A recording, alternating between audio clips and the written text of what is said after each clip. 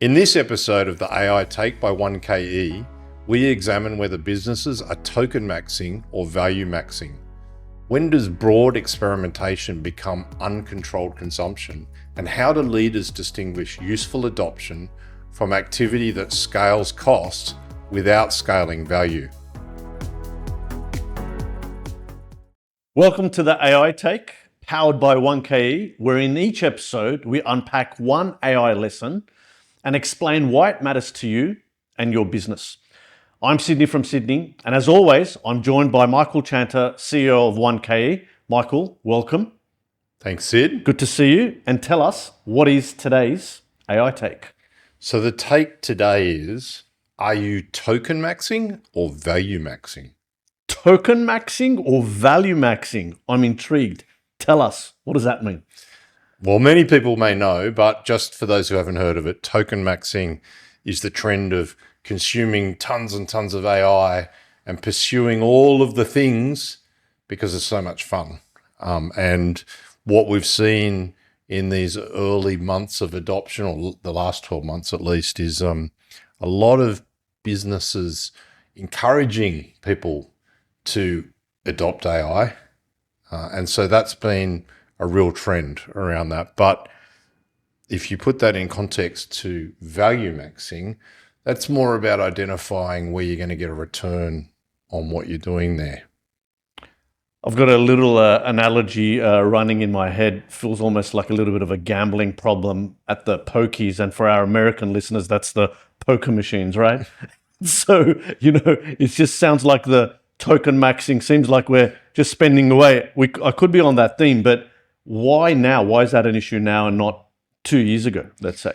Yeah, no, good point. So firstly, just to pick up on your thing, there's another little analogy that people talk about AI zombies. When they work till 2 in the morning after morning, because it's so much fun. Yes, and yes. they turn into vampires. So interesting. But why is it relevant now? Well, what's happened is a couple of key things. The first is the price of the models has actually started to become a little bit more material, right? Mm-hmm. But also deployment across the broad business. So leaders initially had maybe just a few people, but then in their desire to drive adoption, everyone had the opportunity to use the models and start really experimenting and playing. And what's actually happened is many businesses have suddenly got the bill and consumed all of their budget. So the US Army, for example, consumed their entire annual budget in 2 weeks. Uber, Meta is another example, a couple of months, they consumed all of their budget. So obviously, at the end of the day, there needs to be some return for that money, and they're big numbers, some of those numbers. Right. So I think the return is the issue, because if they were getting the returns, people would keep investing. Invest $1, get 10 back, you keep investing. Yep, but exactly. Perhaps there's a false productivity promise that hasn't been realized yet. What do you reckon? Yeah, I think obviously as people have started to become a bit more familiar with the capabilities, they've started to understand that they can produce a lot of work with almost no friction. Lots of research and drafts and all sorts of stuff.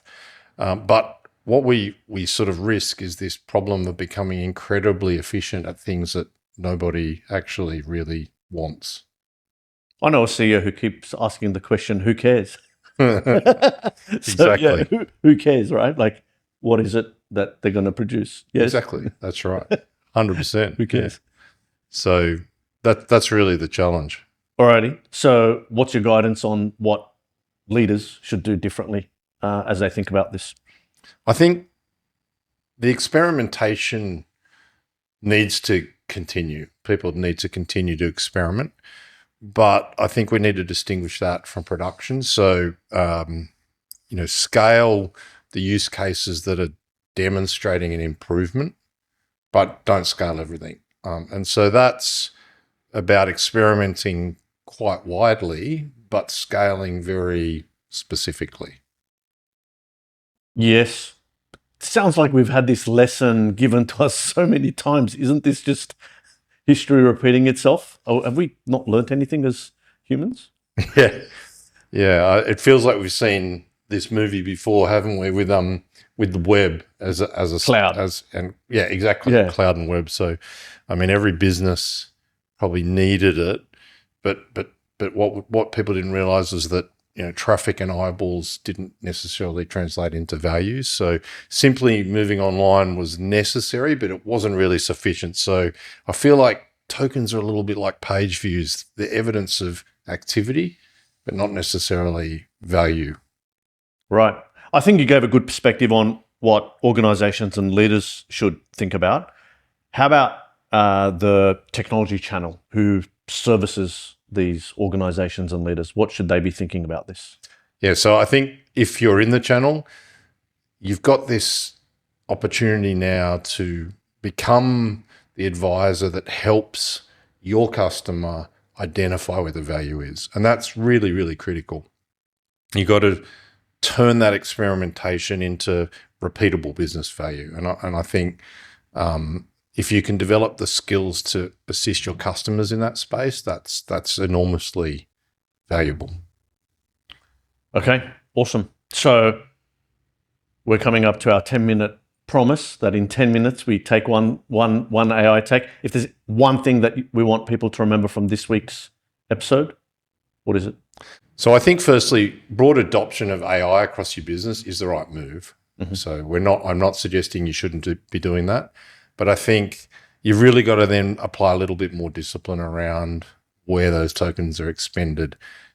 Limit your experimentation broadly, limit that, and then focus your scale in those value cases that you discover from your experimentation.